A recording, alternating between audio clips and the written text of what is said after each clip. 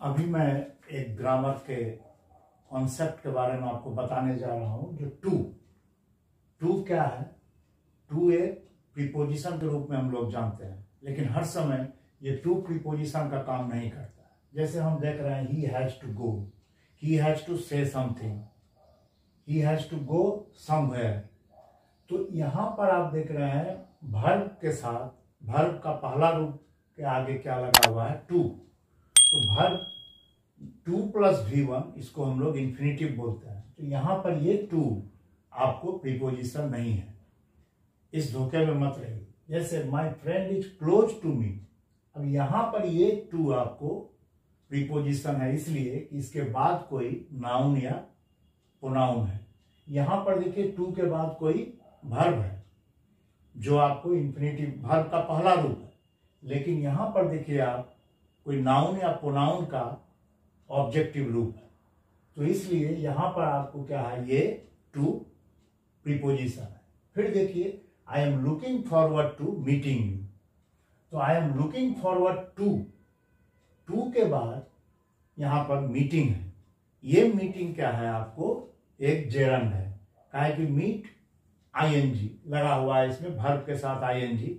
और वर्ब के साथ जब आईएनजी लगा हुआ होता है और वो नाउन का काम करता है तो उसे हम क्या कहते हैं? जेरंड कहते हैं। तो यहां पर ये टू के बाद ये क्या है? आपको जेरंड है। इसलिए हम यहां कह सकते हैं कि ये जो टू है ये क्या है? आपको एक प्रीपोजिशन है, क्योंकि इसके बाद क्या है? आपको जेरंड है। फिर देखिए जैसे ही सेड टू मी या आई सेड टू हर, क्यों नहीं हम लोग ही सेड टू आई क्यों नहीं लिखते हैं?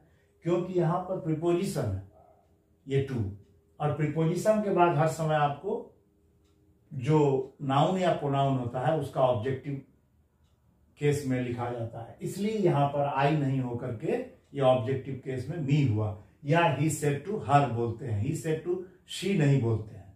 इसलिए क्यों कि ये प्रीपोजिशन के बाद हर समय क्या होता है? आपको नाउन या प्रोनाउन आता है, और वो भी ऑब्जेक्टिव केस में। इसे हर समय याद रखिए। और कुछ हम ग्रामर के बेसिक्स को देखते हैं। जैसे सेंटेंस का सब्जेक्ट और ऑब्जेक्ट सिर्फ और सिर्फ क्या होगा? नाउन और प्रोनाउन। इसी तरह सब्जेक्ट में आपको जिरंड भी हो सकता है। जिरंड जैसे walking is a good exercise, ये भी कोई यदि एक्शन को हमें नाउन दिखाना है तो उस वर्ब में आईएनजी लगा करके हम लोग उसको सब्जेक्ट बना सकते हैं। जैसे walking is a good exercise, इस तरह से। तो नाउन और प्रोनाउन ही सिर्फ सब्जेक्ट और ऑब्जेक्ट हो सकते हैं, इस बात को याद रखिएगा। किसी सेंटेंस का सब्जेक्ट और ऑब्जेक्ट ये काम या तो नाउन या प्रोनाउन, या उसी तरह जो है जेरंड भी कर सकता है इन्फिनिटिव, लेकिन वो नाउन का काम करेगा। उसके बाद मान लीजिए ये सब वर्ड आप देखिए, इसमें क्या होता है? जैसे कमांडेड आदेश करना, ऑर्डर्ड आदेश करना, एडवाइज्ड, रिक्वेस्टेड, आस्क्ड पूछना, फॉरबेड मना करना, इन सबों में क्या होता है? उसके बाद ऑब्जेक्ट बैठता है, उसके बाद टू बैठता है। जैसे he requested me to do the things, he asked me to do the things, या he advised me to do the things, इस तरह टू गो या इस तरह। फिर नाउन के साथ आपको डिटर्मिनर आता ही आता है, ये याद रखिएगा। नाउन ऐसे नहीं लिखा जा सकता। जैसे ए बॉय, तो ये पहचान का भी तरीका है कि नाउन को आप पहचानिए। जैसे यदि कहीं ना कहीं डिटर्मिनर होगा उसमें, जैसे माई पेन या मान लीजिए अ बॉय, इस तरह। और नाउन के आगे आपको एडजेक्टिव होता है, और नाउन के पीछे नाउन इन अपोजिशन कहलाता है। जैसे नाउन के आगे आपको एडजेक्टिव होगा, जैसे ब्लैक कैट, ब्लैक डॉग, और नाउन इन अपोजिशन बाद में आता है, नाउन के पीछे आता है। जैसे Arun Kumar the headmaster of this school, तो वो दोनों जो है एक ही होता है, तो उसमें कॉमा दे करके नाउन इन अपोजिशन बोलते हैं उसको। जैसे मॉडल के साथ हर समय हैव लगाने पर पास्ट टेंस होता है, इसको बहुत बढ़िया से याद रखिएगा। मॉडल के साथ हैव, जैसे यू शुड डू इट, मतलब तुमको ये काम करना चाहिए, लेकिन you should have done it या ही शुड हैव गॉन, मैंने उसे जाना चाहिए था। तो हम लोग जो है सो मॉडल में हैव लगाने पर वो पास्ट टेंस बनता है, इसको याद रखिएगा। जैसे ही शुड गो देयर, उसे वहाँ जाना चाहिए, लेकिन ही शुड हैव गॉन माने उसे वहाँ जाना चाहिए था। ये इस तरह मॉडल में का पास्ट टेंस हम लोग बनाते हैं इस तरह। फिर एडवर्ब देखिए आगे आता है, उसके बाद एडजेक्टिव आता है, उसके बाद नाउन आता है। जैसे he is a very good boy, मन सबका स्थान निश्चित है। नाउन के आगे आपको एडजेक्टिव आएगा, एडजेक्टिव के आगे एडवर्ब आएगा, कभी भी एडवर्ब पीछे नहीं जाएगा। और एडवर्ब यदि आगे आ गया तो देखिए इस तरह, जैसे इन्वर्जन लेके आता है। जैसे हार्डली डज ही रीड, यहाँ पर हम हार्डली आपको एडवर्ब है, तो उसको जब हम आगे लिखे हैं तो देखिए ये जो है वर्ब जो है ऑक्सिलरी वर्ब वो आगे आ गया और पीछे पीछे खिसकता चला गया आपको सब्जेक्ट जो है। तो हार्डली डज ही रीड होता है, ये ऐसा नहीं कि हार्डली ही रीड्स, नहीं, ये गलत हो जाएगा। जैसे सेल्डम ही कम्स, नहीं, सेल्डम डज ही कम।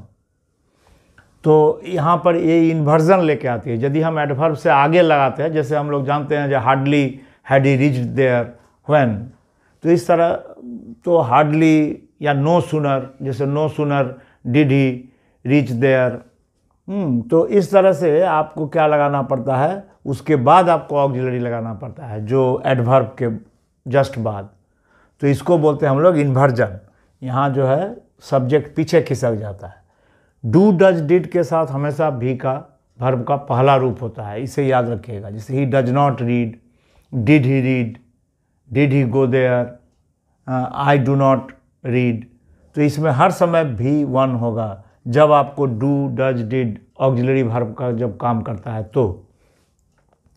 अच्छा, इसी में आप देखिएगा जो क्वेश्चन में क्या होता है, जो हेल्पिंग वर्ब होता है सब्जेक्ट के पहले होता है। जैसे have you done it, has he done it, इस तरह से ये ऑक्सिलरी वर्ब आपको इसके आगे आ गया। अब देखिए ये हैव जो है ये एक क्या है आपको मेन वर्ब है हैव, और हैव का ही रूप है क्या आपको हैज। तो ये जो है यहाँ पर जैसे ही के साथ हैज होता है, लेकिन बेस फॉर्म क्या है आपका वो हैव है। तो इसको याद रखिएगा। जैसे प्लूरल के साथ हम लोग बोलते हैं you have done it, he has done it. तो ये जो है यहाँ पर क्या हो गया आपको ही हैज़। तो हम लोग जानते हैं कि एस लगा हुआ होता है तो उसमें क्या हो जाता है वर्ब में सिंगुलर हो जाता है। और हैव है बेस फॉर्म और प्लूरल के साथ हैव आता है। जैसे दे हैव डन इट और ही हैज़ डन इट।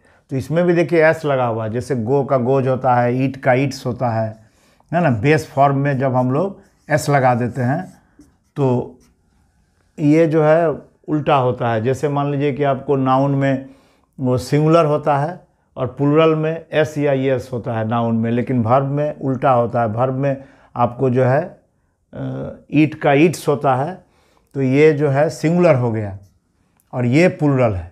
उसी तरह हैव क्या है आपको प्लूरल, और हैज में एस लगा हुआ है इसलिए ये आपको सिंगुलर है।